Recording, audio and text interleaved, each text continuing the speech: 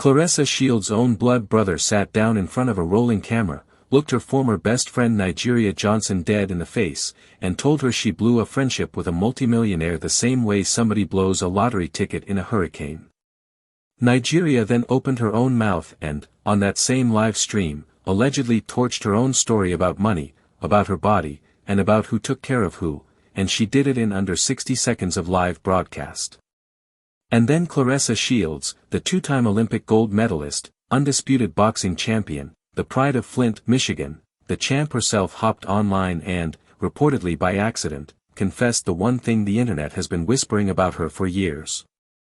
Listen, based entirely on publicly available footage, the entire Flint circle around Claressa Shields pulled the wiring out of the wall in a single stream, and now everybody at home can see the inside of the machine, the sparks, the smoke, and the burnt-out fuses. This is not one bomb. This is not one leak. This is 3 separate detonations from 3 different people in one single live broadcast, and Claressa Shields is standing at ground zero of a fallout she partially caused, partially inherited, and, if her own words are to be believed, partially authored on purpose. Welcome back to the Front Row crew. If this is your first time pulling up a chair to this channel, hit subscribe, tap the bell, and get a little closer to the screen, because tonight the receipts are stacked, the timeline is loud, and we are not softening a single syllable of what got aired. Everything you are about to hear is reportedly, allegedly, and based on publicly circulating content, but what got said on a live camera, family, doesn't get to unsay itself in the morning, doesn't get to disappear behind a story post apology, doesn't get to negotiate with the algorithm. Once the words leave the mouth on a live broadcast, the timeline keeps every frame, and every viewer at home becomes a witness. Let me set the board before we swing. Nigeria Johnson, allegedly, was the champion's closest childhood friend from Flint, the kind of best friend who lived in every backstage clip, every ringside photo, every day one caption Claressa used to post between camps and press days. Shelita, reportedly, is a cousin, and Shelita has been publicly airing what she says is the real character behind the medals. That story we have unpacked on this channel before, and Shelita and Nigeria have their own separate war independent of the Olympian. And then there is Grim Gamer, the fighter's actual brother, who allegedly sat on that camera and, in one sitting, stripped the paint off every wall in this house at the same time. Watch what happens next, because the first 5 minutes of that stream did more damage than 5 years of subtweets. On the broadcast, Nigeria opens with a line she clearly rehearsed. She says Claressa did nothing to her, and she did nothing to Claressa, and they simply grew apart. Grim Gamer doesn't wait a full second. He says, false. He says Nigeria did plenty of things, and then he does something almost more devastating than the accusation itself. He goes quiet. He tells the camera he can't say what those things were. That kind of specific silence, family, is a whole confession all by itself. Because when a woman's actual brother tells the entire internet that the ex-best friend did specific things he refuses to name on a live broadcast, every viewer at home is going to fill that silence with something worse than anything he could have said out loud. That footage doesn't get to disappear, and that hole in the story doesn't get to be filled with anything gentle. Then Grim Gamer, reportedly the little brother of one of the most decorated fighters in the history of women's boxing, drops the sentence that lit the entire timeline on fire. He tells Nigeria to her face that it is not okay that she ruined a friendship with a multimillionaire. He tells her she fumbled. Claressa Shields' own brother, on a live camera, publicly ranking his sister's former best friend as a fumble. Not a falling out. Not a growing apart. Not a life took us different directions kind of separation. A fumble, with all the humiliation that word carries in a city like Flint where football language is currency and every man on the block knows what fumbling a bag looks like.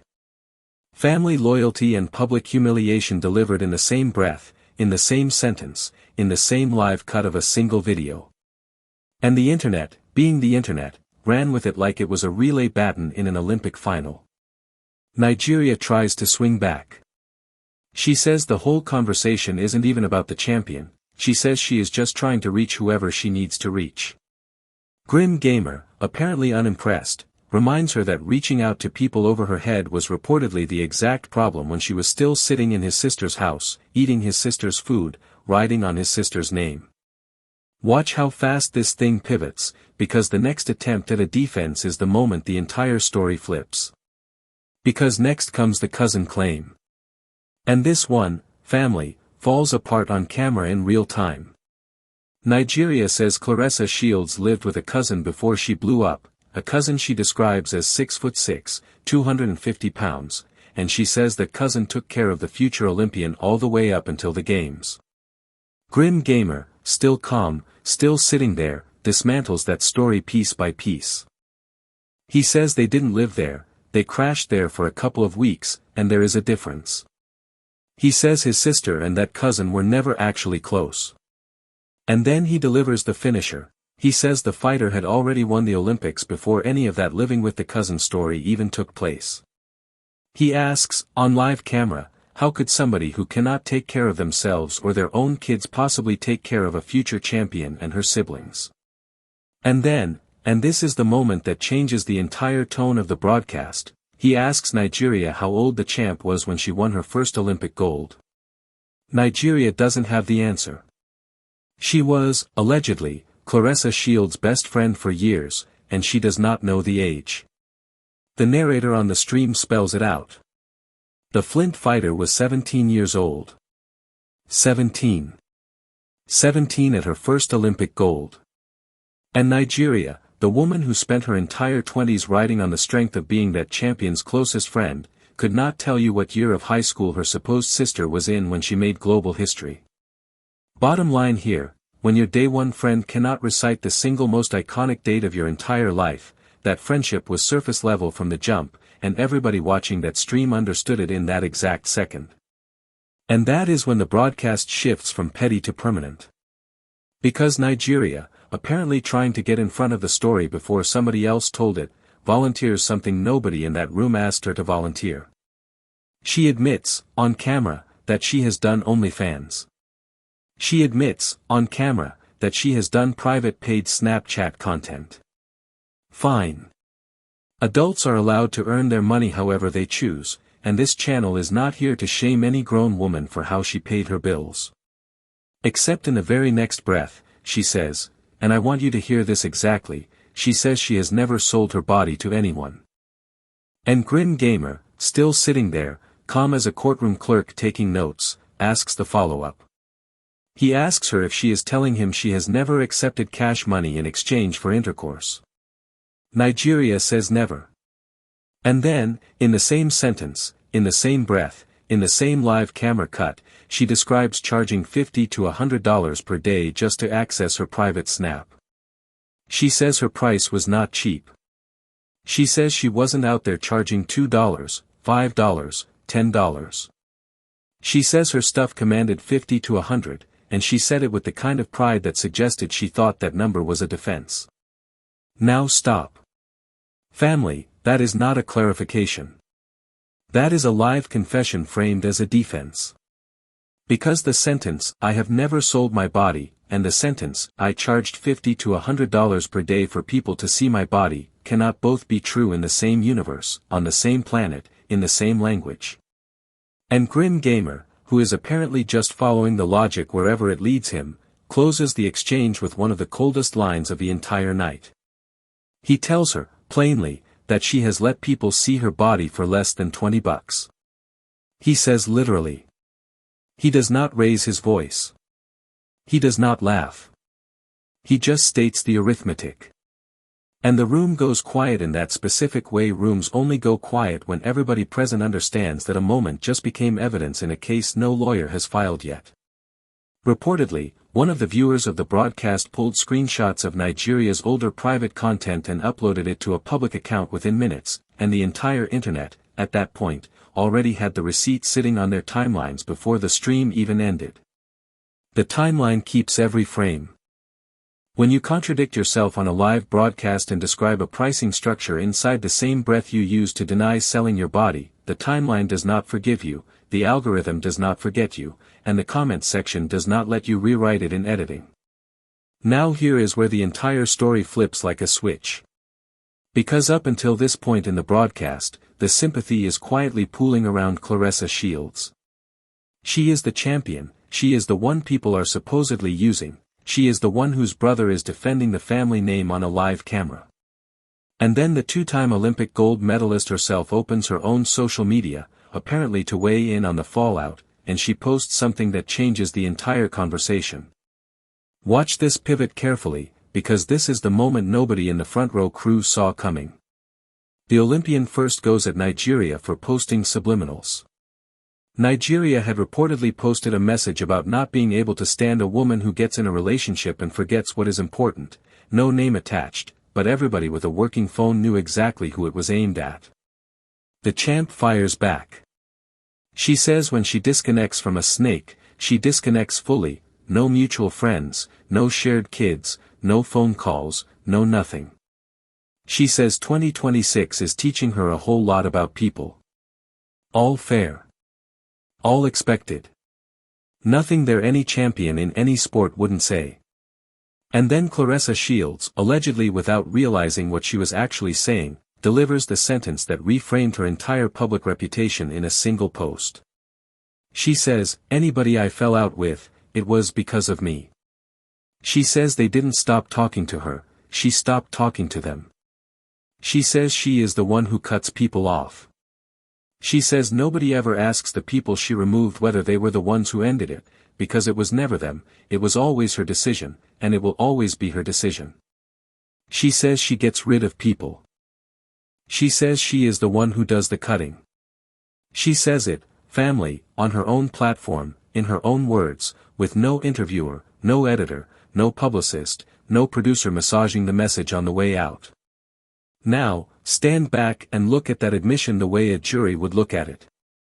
Because for years, the running story around Claressa Shields has been that everybody around her keeps betraying her, the ex-best friend, the cousin, the family members, the training partners, the industry people, the promoters, the podcast hosts, the friend of a friend, the childhood neighbor. And the champion herself just went on the record and said, publicly, that every single one of those separations was her decision. Not betrayal. Not disloyalty. Not people running out on her. Her call. Every time. That is not strength, family. That is a pattern that just walked up to the microphone and named itself, loud enough for the whole timeline to hear. And I want to be careful here, because Claressa Shields is a champion, and champions do get used, and champions do have to cut off leeches, and I am not standing here telling you the Flint fighter is the villain of her own story. What I am telling you is that when the person at the center of a decade of public fallout says on her own platform that every fallout was her decision, the conversation about who the actual common variable is has to shift, at minimum, from certainty to question. That is not judgment. That is just arithmetic. Because arithmetic doesn't care about your medals, arithmetic doesn't care about your record, arithmetic doesn't care whether the person doing the counting likes you or not. Arithmetic just counts. And when the count of publicly severed relationships stacks up the way it has around Claressa Shields, and Claressa Shields is the one telling the internet, in her own voice, that she is the one doing every cut, the story writes itself without a single hostile source needing to add a word to it. Claressa Shields, in effect, became her own most credible witness against her own most flattering narrative, in one social media post, on a Tuesday, without. What is not disputed is that this whole situation has moved past a friend breakup and become a deeply personal, publicly televised family fracture, and every new episode of it raises the stakes for everybody with skin in the game. Then Grim Gamer, apparently the one man in the entire room willing to say the quiet part out loud, tells Nigeria the sentence she really did not want to hear. He tells her that going public will not save her. He tells her that the protection is already gone. He tells her that without being under Claressa Shields' name, whatever comes next is coming at her completely alone. And Shelita, reportedly, already knows the protection is gone. And when the protection is gone in a city like Flint, the math changes. The people who stayed quiet out of respect for the champion don't stay quiet anymore. The receipts that were sitting in group chats stop sitting in group chats. The stories that were being held back for the sake of the friendship stop being held back. Nigeria, allegedly, did not just lose a friend when Claressa Shields cut her off. Nigeria lost the entire silent agreement that came with being close to Claressa Shields' name. Watch what Nigeria walked away with by the end of that single broadcast. She lost a millionaire friendship. She lost the public umbrella. She contradicted herself on camera in front of a live audience about her body and her income. Her older content, reportedly, got pulled into public view by a viewer who was keeping receipts before the stream even started. And Shelita is still coming, with reasons the champion cannot ungive her at this point. In one broadcast, Nigeria Johnson allegedly lost every asset she brought into the room and gained absolutely nothing in return except a comment section full of people quoting her back to herself. And here is what nobody wants to say out loud, but everybody at home is thinking. Claressa Shields is one of the greatest fighters this country has ever produced, full stop.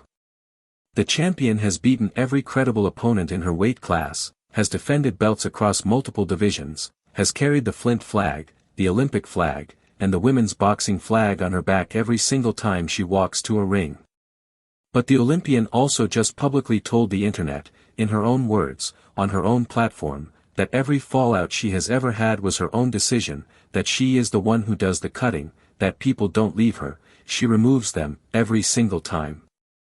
And when you connect that admission to the receipts of the last several years, the trainers who parted ways, the friendships that ended, the family members she stopped talking to, the industry partners who quietly disappeared, the story stops looking like a champion getting used, and starts looking like something a whole lot more complicated. Something a whole lot more consistent. Something a whole lot more self-authored. That is the whole board tonight. Claressa Shields' own brother, on camera, alleging Nigeria Johnson did specific things he refuses to say publicly. Nigeria, reportedly, unable to recall the age of her supposed best friend at the biggest moment of that best friend's entire life. An OnlyFans admission followed by a live camera contradiction about selling her body inside the same breath. The champion, on her own platform, allegedly confirming she is the one ending every relationship in her life. Family members reportedly feeding Shelita ammunition behind the scenes. Police reports Nigeria says were ignored.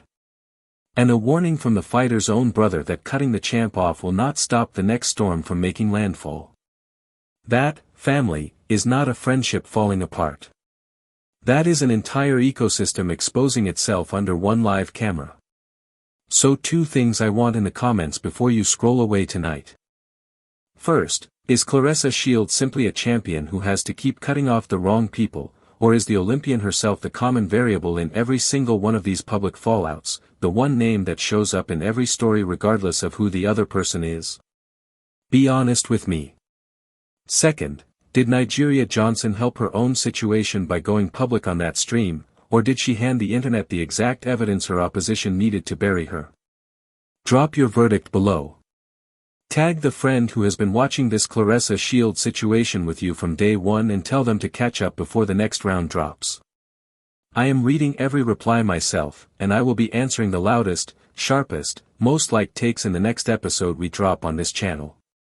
If this piece hit, tap the like button, subscribe if you haven't yet, and keep it right here, because Shelita has not swung her real punch yet, the champion has not clarified her admission yet, Nigeria Johnson has not walked back her contradiction yet, and this Flint story is nowhere near its final round. Whatever gets said next, we will be the ones breaking it down first. The receipts are stacked. The timeline is watching. The front row crew is locked in. And I will meet you right back here for the next round.